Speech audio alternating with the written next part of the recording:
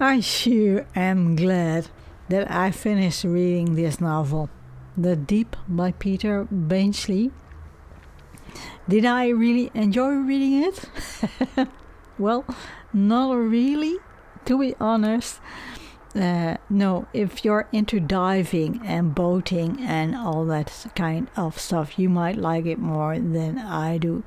This may be the perfect novel for you, but I'm not really warming up to it, I must admit. This is Obscure Book and Adventures.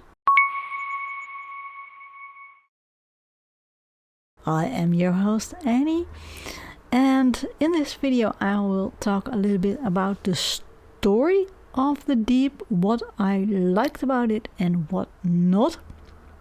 I won't spoil the plot for you, but I start telling you why I picked this book up, why I wanted to read this for GarbAugust, and also why I did not DNF it if I did not enjoy it. So it's August. This means it is GarbAugust, a fun pulp fiction and trashy non-fiction reading event that is masterminded by Criminally. There are other co-hosts as well, and I'm honored to be one of the co-hosts. All of the channel, the host links are in the description box below. I can advise you to watch their videos. There are GarbAugust videos as well. So there are weekly prompts for GarbAugust, but there is also a bingo card. So on this bingo card there are a lot of prompts, and one of the prompts is topical trash. And you might have some idea what went wrong here. Because I had never heard of the word topical before. So my brain read tropical trash, and this story, The Deep, being set on Bermuda, I thought, well, I have this sitting on my shelves. This is the absolute read for tropical trash. But just before posting my TBR video, I found out that it said topical and not tropical. So there goes the tropical prompt out of the window. But still, there is another prompt which I thought would very well fit this novel, and that is killer animals. And I was hoping to get a killer animal, a killer moray eel out of this book. Well, I'll talk a little bit more about that in a minute. But this, to conclude it, this is not a killer animal novel. Yes, somebody is being eaten by an eel, but no, it's definitely not a killer animal novel, not in the traditional sense anyway. And this eel isn't the star of this novel. Anyway, there goes the killer animal prompt on the Garbingo card. Just before I already started reading it. I always start reading well in advance for a reading event, especially when it is GarbAugust, because I have so much fun with it. And when I read it, I thought, well, I better make sure. I decided that I make my own Garbingo box on the Garbingo card that said tropical trash. But before writing my review of this, I thought, well, I better make sure that Bermuda is a tropical island. And I think a lot of people, including me, think Bermuda is a tropical island. But technically speaking, it isn't, because it has a subtropic climate, and so there goes a tropical trash prompt I had just invented for myself. I thought, well, I need to do something because I read it and I want to review it because I have thoughts about this story. Then I thought, the two main characters, David and Gail, are on their honeymoon on Bermuda. And I kept thinking, well, they're on holiday. Why not add a box holiday trash? And this fits that prompt very well. So there's your bonus square on the Garbingo card. And I don't know if this is also in other countries, but out here in the Netherlands, there are certain cozy mystery writers that always set their mysteries on a tropical island, a holiday resort, or whatever. These are these typical standardized, I don't know what to call it, but they go by a steady framework. Every framework in the story is the same. It's always set on a holiday resort, or on a tropical island, or anything, or in a hotel, and you could count these cozy mysteries as trashy. Is this maybe a thing for next year? Do a lot of British American cozy mysteries also take place on holiday? I'm just being curious about it. So this was my holiday trash. And with this, I come to, what is this story about? Well, like I said, the main characters are David and Gail, and they are just married, and they are on their honeymoon in Bermuda.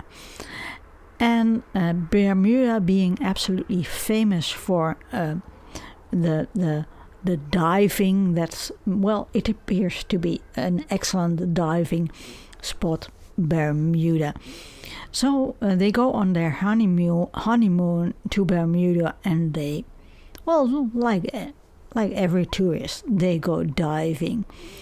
And on one of the first diving trips they have, they find a curious ampoule with a curious liquid in it. And they take it home and like, well, what is it? Well, Gail says, maybe something from the sick bow. I don't know. The medicine cabinet on a ship or anything. Well, it appears to be that a lot of people are very interested in this glass ampoule. And they admire the glass. But they soon find out that these people aren't interested in the glass at all. They are interested in the contents. So soon they find out that in the 1940s there a ship sunk at approximately that place that carried large amounts of ampoules of morphine. So soon the couple finds themselves entangled in the Bermudian mafia and underworld world, as it were. I won't tell you any more about the story, as I don't want to spoil the plot. Peter Benchley wrote this novel as some sort of sequel to his absolutely famous novel Jaws. Now, I haven't read Jaws. Maybe you have read it, and let me know if this story was more interesting than The Deep. But I did enjoy the world-famous film that was made of this novel. If I remember correctly, it was Spielberg film or anything. But when it aired on TV in the 1980s, I did enjoy that film very much. Now there's also a film made of The Deep. I think it's with Jacqueline Bisset. And I haven't seen that one, I must admit. But the story felt really slow. Absolutely too slow for me. There's a lot of diving in it, and I must admit Benchley didn't do a good job at convincing me that diving is exciting to do. And this has absolutely nothing to do with me not liking swimming or anything. It's absolutely Benchley's writing style. He spends a lot of time describing stuff, and that has to do with diving and boating and stuff that aren't really important for the plot. Plus, he has a lot of descriptions of technical terms which come with diving and boating, and I had no clue what they were talking about. Well, these are things that specific elements on a boat. Well, I can guess what it means, but I don't know anything about boating. So I found this, but this was not the main thing that annoyed me the most. I found the different diving trips to the sea bottom to excavate, as it were, all of these ampoules. I found this repetitive and boring, I must admit. And several times I was close to DNFing this novel. There is a chapter where the couple meet the Bermudian Mafia, the head of the Bermudian Mafia, that has action in it, which I enjoyed very much, I must admit. And the last two chapters have also a lot of action in it, which I enjoyed very much. But these two last chapters also have their own problems, in my opinion. But I will talk a little bit about it without spoiling the plot in a minute. There's in the middle a chapter where that's set after they met the head of the mafia, and David is gone away and Gail's stayed in the hotel. And because we follow David's story, David's angle of the story, David comes home and he sees Gail, and something is wrong. Something has happened to her. I'm not telling you what, but this part of the story, it's just weird. It is just absolutely weird and uncomfortable. It's absolutely no. And I wouldn't have minded as much as this was more a part of the story as a whole, as it were. And if something else was done with this, what happened to Gail in the rest of the story. But to me it seemed it just happened and that's it. It has a little bit of impact on Gail, but not very much. And there are things happening which I think, well, doesn't Gail have any problems with this? When the story comes closer to the end, inconsistencies start popping up more and more. Well, I'm exaggerating a bit, but there are definitely inconsistencies.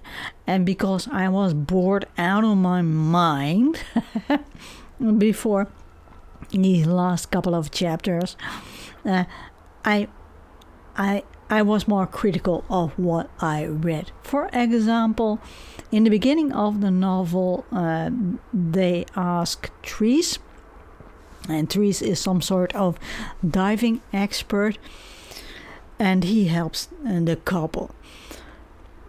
Now, Trees has all kinds of professional diving equipment. No personal diver has, so that comes in handy when they want to excavate the apples from the bottom of the sea, the bottom of the ocean.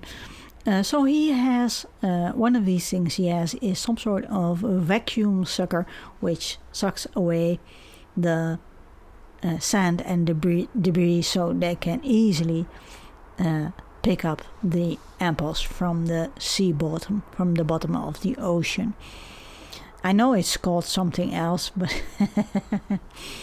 but I want non-divers to know what this is. And Trees warns David not to get his hands in front of this mouthpiece, which sucks the sand away, because, well, all kinds of terrible things will happen to his hand. In the end of the story, Trees puts his hand in front of the nozzle or the mouth of the sucking apparatus, and nothing happens. Absolutely nothing happens. That's one of these little inconsistencies which really annoy me. The last two chapters would have been absolutely excellent. The pacing is good, it's exciting, it's suspenseful, it's thrilling, there are fights in it, and I enjoyed it very much. And I would have forgiven Benchley for these inconsistencies as well, as these two last chapters, as the rest of the novel was written in such an exciting way. Like the last two chapters, I would have forgiven him for it. But yeah, and another thing is that maybe I don't understand diving. I probably don't understand diving at all, as I've never been near a diving tank or anything at all. But just a couple of in the last two chapters, I think one of the last two chapters, Trees says to David, now you have to chuck your air tank and we'll go swimming without air tanks, because they were chased by these mafia, by these Bermudian mafia type of characters. So they had to be quick about it. And they went swimming, and all kinds of fights and stuff happens. And in one of these fights, a tube is this, I think a tube is cut. And I thought, how's that possible? You chucked the air tanks. I thought you couldn't breathe underwater without air tanks. And where comes this hose from? This tube? Maybe I don't understand diving at all. No. Maybe if you know more about diving, you can explain this to me, because I thought it was just one of these inconsistencies. I think if Benchley had convinced me diving is exciting, and the reason why people dive is something that's beyond the searching for treasures, I wouldn't have found the story so boring. I think he tried to make David an adventurer, well, someone who is seeking thrills for the sake of the thrill of it anyway. But he tried, but he did not succeed, in my opinion. No,